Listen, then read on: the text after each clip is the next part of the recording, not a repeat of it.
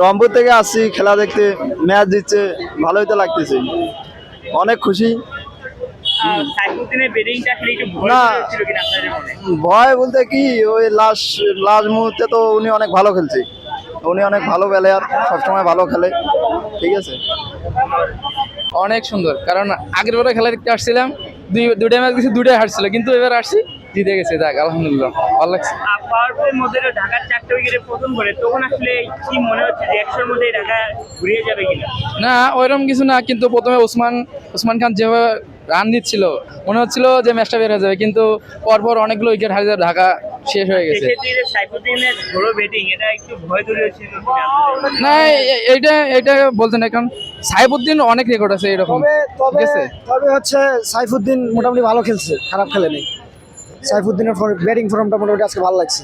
Match জিতে কেমন লাগছে? অনেক সুন্দর অনুভূতি, মানে বলে বোঝানোর মতো না। আজকে সর্বপ্রথম এখানে আসছি, রংপুর থেকে দিনাজপুর থেকে আসছি, দিনাজপুর থেকে, ঠিক আছে, রংপুর শুধু থেকে দাদার আসছি। খেলা দেখার জন্য। অনেক খুশি আমরা আজকে, অনেক খুশি। ময়মনসিংহ আইলাম ভাই, কিন্তু কিছু দেখা পাইলাম না, আনন্দে পাইলাম না। কি খেলা ভাই, কেন আনন্দ না পাওয়ার কারণটা কি? আনন্দ না পাওয়ার কারণে একটা মাহমুদুল্লাহ রেদের খেলা দেখতে এসে খেলাটা দেখতে পারলাম না।